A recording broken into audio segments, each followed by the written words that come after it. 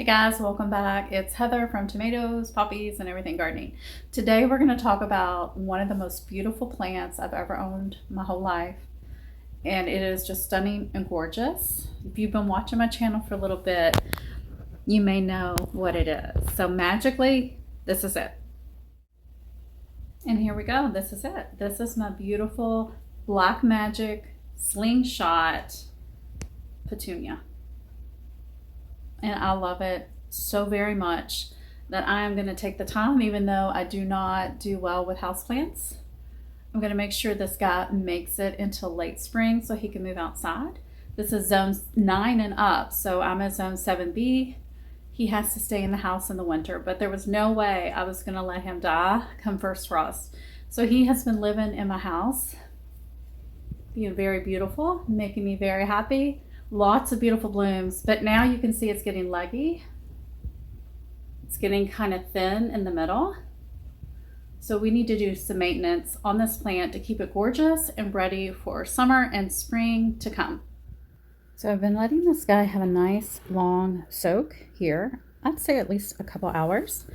The soil is now super moist and my house does get very dry, and I probably have not been watering this beautiful boy as much as I should have, but it has been so resilient.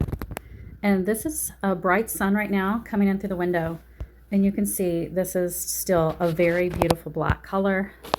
Here's a black container for comparison. I just love this plant. So I'll show you the label. Black Magic Slingshot Petunia. This is a full sun to part sun plant for me here. In my zone, it's more of a part sun plant. And as soon as it warms up, this guy will go outside. They prefer moist, well-draining soil, and they do kind of like to feed quite a bit. So I would say it is a moderate to heavy feeder for sure. We're going to take care of that today as well. I am going to continue letting this guy soak, and then we're going to do something that is kind of painful for me to do. I should have taken some pictures a couple weeks ago. I mean, it had blooms galore. You can see all the spent blooms. I have not been good about pinching those off or deadheading the spent flowers. So we're going to cut this back significantly. And that is going to be a little painful to do because it is still so beautiful to me. And it looks like I do have one flower that's still in development here. You can see this one has not opened yet, but many have come and bloomed and faded away, like this one. Actually, I think this one is a spent one too. Now this plant, from the limited research I've done on it and what I can find online, it is a sterile plant. So when these bloom, the flower fades. Normally that falls off in a seed pod, will develop right here. But on these sterile flowers, that's not going to happen. So we're just going to cut him back. We're going to give him a major haircut. And there is, you can see some aphid and or white fly debris on this plant, but it is not from the petunia. It is actually because my petunia has been sharing a location right next to this poor cayenne pepper that I was trying to keep alive over winter in the house.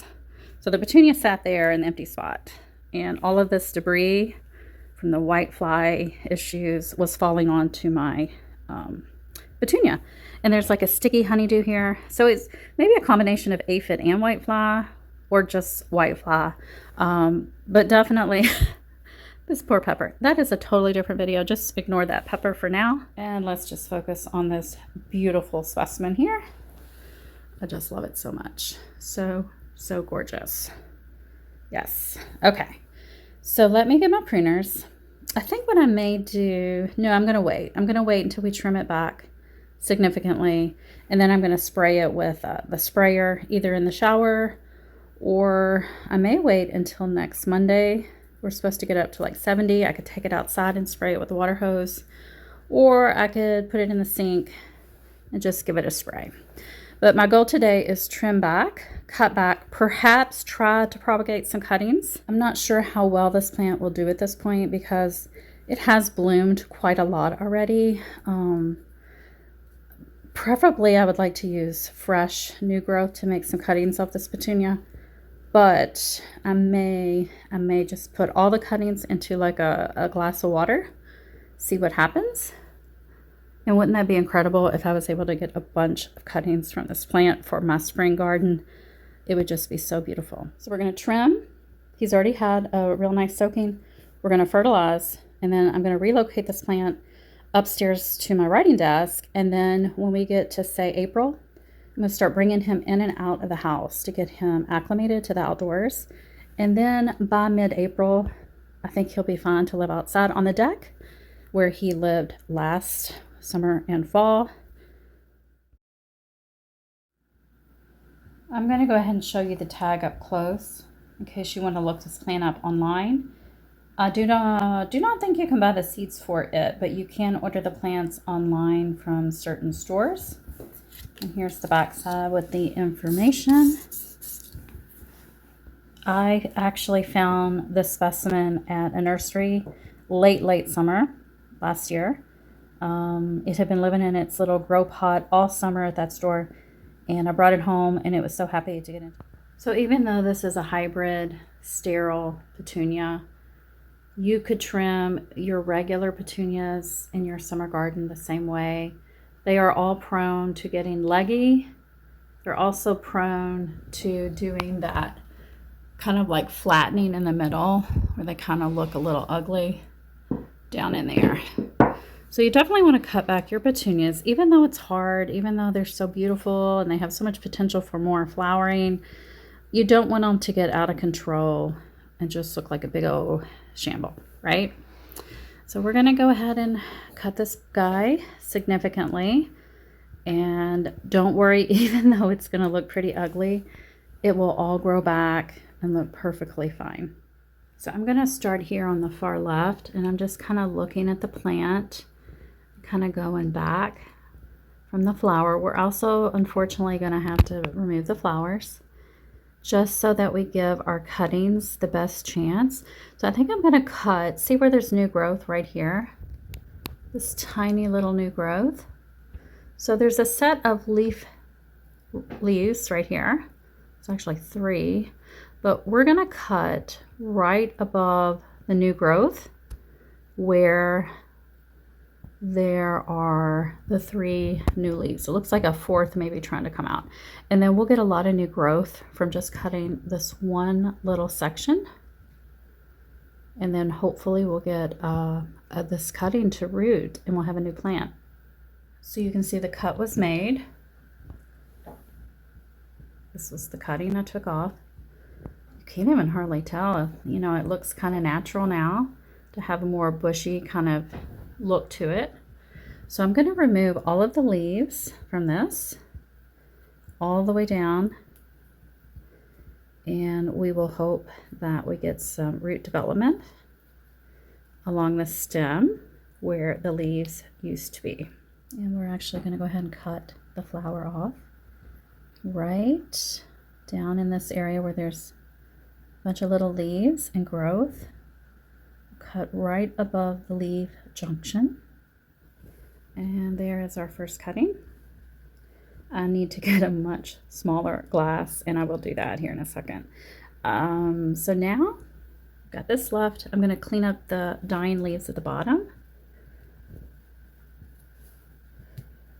Now as we get more into the center area, I'm going to maybe cut back more substantially, more severe, so that we can kind of mask some of this flattened kind of leggy dead section in the middle.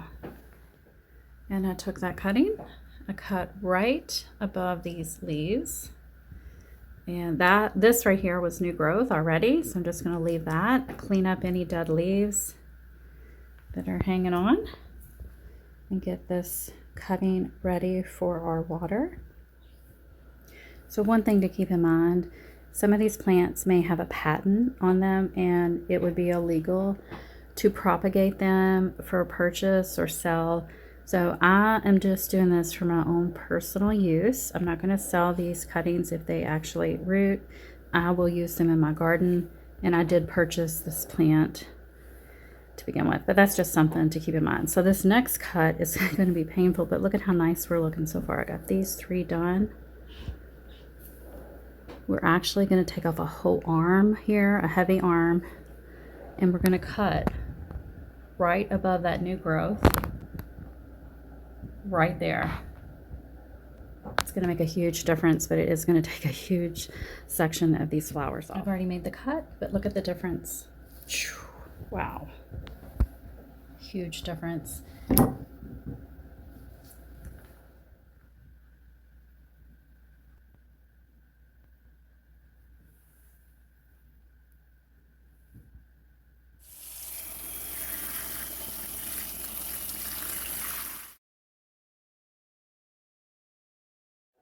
All right, guys, so not quite 24 hours later, but maybe like 18, 20 hours later, you can see I completely pruned the plant, cut it back 3 to 4 inches on some of these branches from the soil line, some a little bit shorter.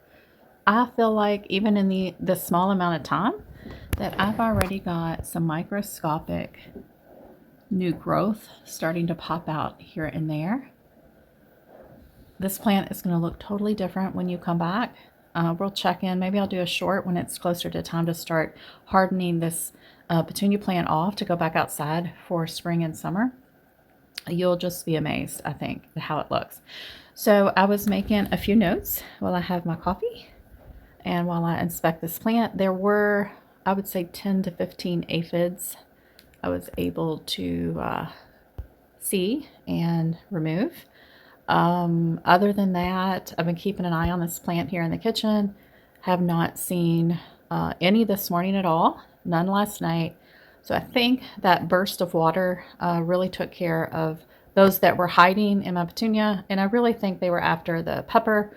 They were just using the petunia as a nice little hotel or hidey spot there.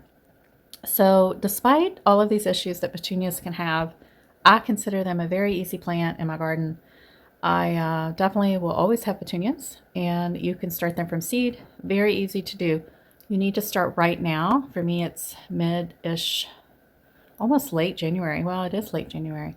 If I wanted to have petunias come, say, May, late April, early May, I need to go ahead and start them right now. So it's about 10 to 12 weeks before your last frost date that you want to go ahead and start those. You can winter sow them. I have done that before. Or you can start them indoors, traditionally the way most people would probably start them. And you do want to pinch them when they get so big, just so they're more full and less leggy plants. So I go over these notes real quick and then we'll end the video. For me in my zone, my growing zone, because it gets really, really hot really quick in the late spring, I'm going to plant these in part sun. My petunias do great in part sun here. If you have a more mild climate, you probably would want to grow full sun. But keep in mind, this has been a houseplant for me all fall and winter, and it's done great just right over there in that bay window. No supplemental lighting, and it was able to bloom. So I don't know if that gives you any insight that, yes, petunias can take part sun and do fairly well, I think. They may get more leggy, but they can get leggy for a lot of other reasons as well, like overwatering. But that is one thing to keep in mind with the petunia. You want to keep it well watered, but not overwatered. You want well draining, moist, well fertilized soil. So they are kind of, medium to heavy feeders, and definitely deadhead those flowers. Kind of just looking over my notes real quick to make sure I didn't miss anything.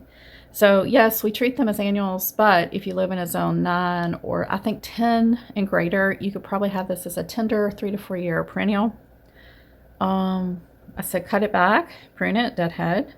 Talked about the soil. It's a fast grower, needs lots of food to keep up with that growth, so you want to fertilize it. So peppers and petunias for me are great companions. I like to plant petunias with my peppers, even indoors. That was just a fluke, a coincidence, but yeah, I do peppers and petunias in the garden all the time. And so for me, I find petunias are tolerant of cold more than people think they are. So I have had petunias as late as November and December hanging on and flowering in my garden. So I would say 28, 30-ish is probably the lowest. Here they will go but you know, most people think, oh, they need to be super warm. But for me, I consider petunias almost like a lukewarm flower.